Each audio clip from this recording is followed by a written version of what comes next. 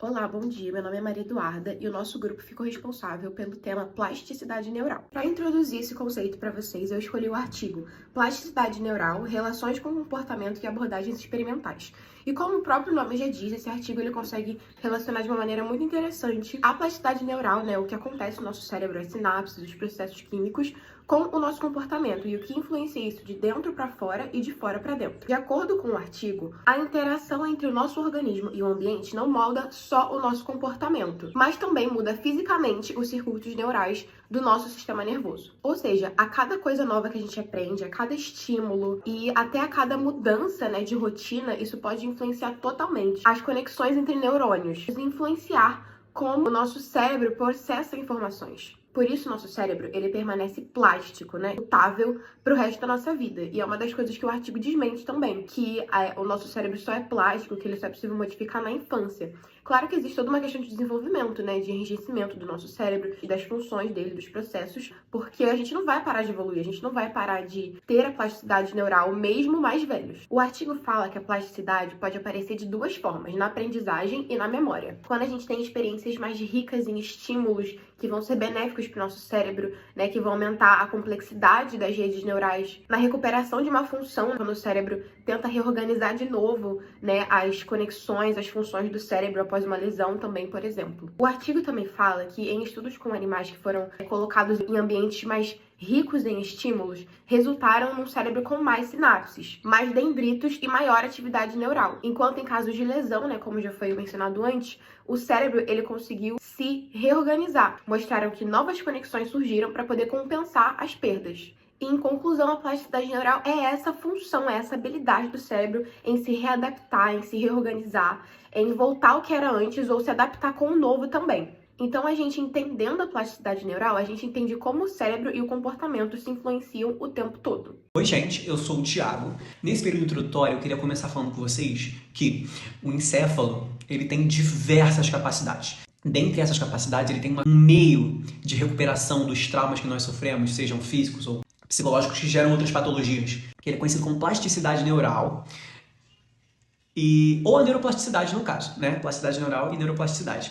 Que nada mais é do que essa capacidade do sistema nervoso dele realizar uma reorganização neural em prol da recuperação de certas funções perdidas, sabe? Após o trauma, lesão. Que cria novas conexões para suprir o que foi perdido. Alguns estudos recentes falam que quando você integra neuroplasticidade com o processo terapêutico e com a fisioterapia, você consegue minimizar muito as patologias que são causadas devido às lesões. E eu queria fazer um parênteses sobre o AVC, que é o acidente vascular cerebral, que ele é um grande agente de mortalidade no mundo inteiro e que a gente tem muito esse senso comum de que só acontece em idosos, mas não, pode acontecer em crianças, em adultos, raro, mas pode. Em si, é uma doença que causa diversos malefícios e pode te causar falência de órgãos, pode te deixar paraplégico quando não causa morte. Com a neuroplasticidade, mesmo nesse período crítico inicial, que é da recuperação motora, que há possibilidade, com a neuroplasticidade você pode trabalhar para o cérebro ele refazer essas conexões, sabe? Eu queria fazer esse parênteses, realmente, que a neuroplasticidade, ela tem essa capacidade de refazer certas conexões. Alguns exemplos são a acupuntura, auricular, exercícios aeróbicos de alta intensidade, sabe? Para poder aguçar. A própria musicoterapia. Então, assim, a neuroplasticidade, ela, junto com diversas abordagens terapêuticas, ela com certeza é uma grande aliada na recuperação das lesões. Oi, meu nome é Maria Eduarda e eu vou falar sobre a terapia de reabilitação cognitiva. Essa terapia é indicada para pessoas que sofreram lesões cerebrais, para pessoas que têm dificuldades cognitivas, comportamentais e emocionais, que afetam o dia a dia, podendo afetar a memória, atenção, linguagem e aprendizado. Essa terapia restaura e compensa essas funções do cérebro, que foram perdidas. Elas são personalizadas, então elas têm estratégias específicas para cada caso, para cada pessoa, para cada perda, Então, é muito importante, ela é muito ampla. É indicado para pessoas que sofreram AVC, que é o acidente vascular cerebral, para pessoas que tiveram lesões cerebrais traumáticas, para pessoas que possuem doenças neurodegenerativas, como demência, como Alzheimer e Parkinson. TDAH também, uma coisa que eu descobri é que TDAH também serve, essa terapia, né, para transtornos, no caso, de neurodesenvolvimento. E o TDAH se encaixa nesse transtorno de neurodesenvolvimento, porque ele pode afetar muito o dia a dia de uma pessoa, pode atrapalhar o desenvolvimento de uma pessoa, né? Não é tão simples assim. Então, essa terapia, ela ajuda muito com isso. As terapias de reabilitação cognitiva são as terapias ocupacionais, a fisioterapia, a terapia de estímulo cognitivo e a neuropsicologia. Elas buscam trazer de volta a independência, né, desses indivíduos, trazer uma qualidade de vida melhor e trazer as funcionalidades, né, deles após lesões traumáticas, doenças neurodegenerativas e até ajuda no processo de envelhecimento também. A terapia ocupacional ajuda muitas pessoas, ajuda crianças que não conseguem falar direito, que não conseguem se desenvolver, né, que têm problemas sociais, problemas com desenvolvimento mesmo, né, estímulos, ajuda idosos, ajuda pessoas que tiveram AVC para trazer de volta os movimentos, né? E essa terapia, ela é muito adaptativa. Ela ajuda a pessoa a fazer suas tarefas diárias, mas com adaptabilidade, né? Também temos a terapia de estímulos cognitivos. Ela é uma terapia que ativa o cérebro e não deixa você perder os seus neurônios, né? E ela é feita através de atividades, por exemplo, crochê, jogos de memória, jogos de quebra-cabeça, que estimula ali, né, o cérebro mesmo. Ela te desafia, te faz pensar.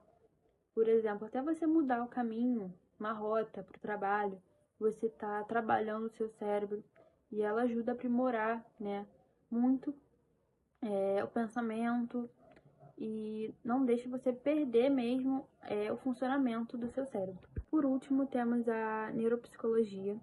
Ela que eu falei que ela é específica para cada indivíduo. Ela faz uma análise bem profunda sobre o indivíduo, sobre as suas perdas, né, para trazer de volta a sua funcionalidade. Ela busca, por meio de atividades físicas, trazer também a independência do indivíduo. Por exemplo, tem uma criança com TDAH na sala. Ela busca ver aonde essa criança senta, para botar ela num lugar menos distrativo. Ela é uma terapia bem específica mesmo e muito usada, né? Ela é a mais conhecida, assim, na terapia de reabilitação cognitiva. Então, como a plasticidade neural é definida como uma mudança adaptativa na estrutura e nas funções do sistema nervoso, seja por conta de uma lesão ou por uma interação com o ambiente interno ou externo, uma das formas de ativar essa plasticidade neural é por meio da terapia narrativa.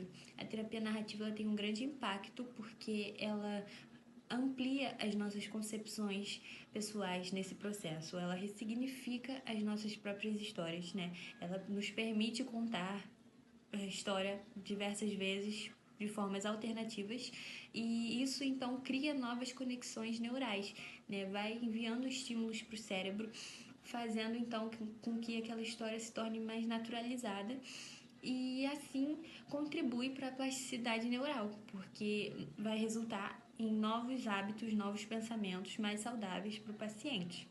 Olá, bom dia. Meu nome é Kailane e eu fiquei com a parte de discussão do nosso trabalho. A gente comparou o nosso artigo com o de Souza 2024, que inclusive vai estar nas referências no final do vídeo. Ele também falava sobre neuroplasticidade e reabilitação cognitiva. Comparamos semelhanças e diferenças. As semelhanças é que tanto a gente como ele, falamos sobre recuperação de funções cognitivas por meio de exercícios físicos e terapia reabilitacional, com um foco muito grande no AVC, né, acidente vascular cerebral. Focamos muito nessa doença, tanto a gente como ele. O que seria uma recuperação dessas funções cognitivas?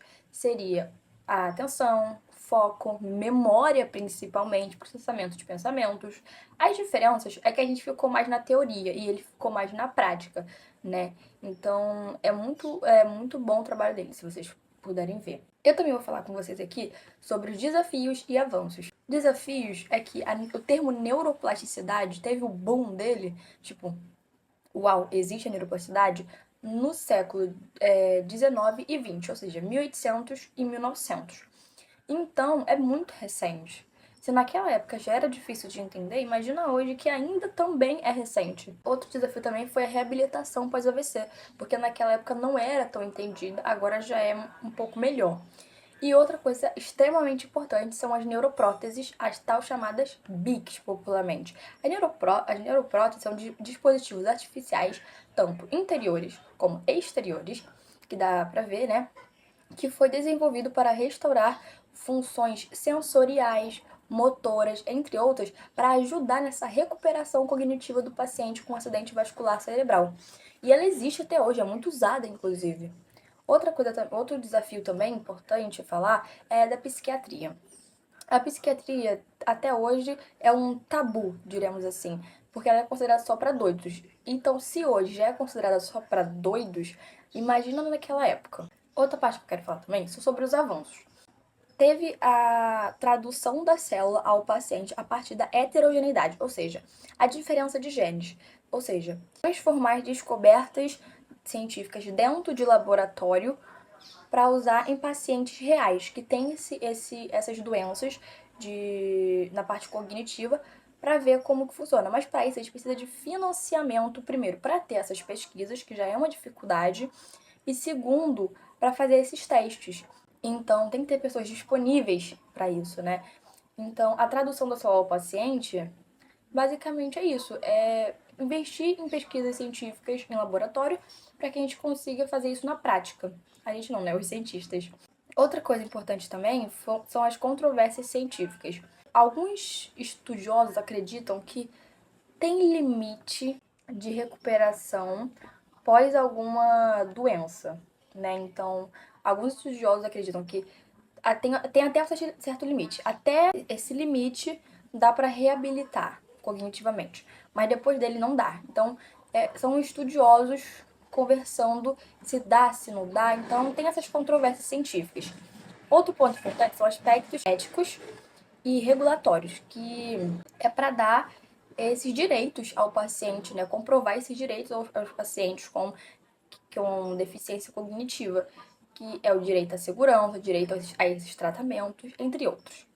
Outra parte também, que foi um avanço, é o financiamento e tradução clínica. Hoje, as pesquisas baseadas dentro da neurociência, elas têm um financiamento até que legal. Tudo bem que precisa de mais, mas tem um financiamento legal para que ocorra essas descobertas científicas no laboratório para usar em pacientes reais. Então, essa ideia de tradução da célula ao paciente a partir da heterogeneidade tem cada vez mais sido exposta e aceitada. Então, isso é muito importante.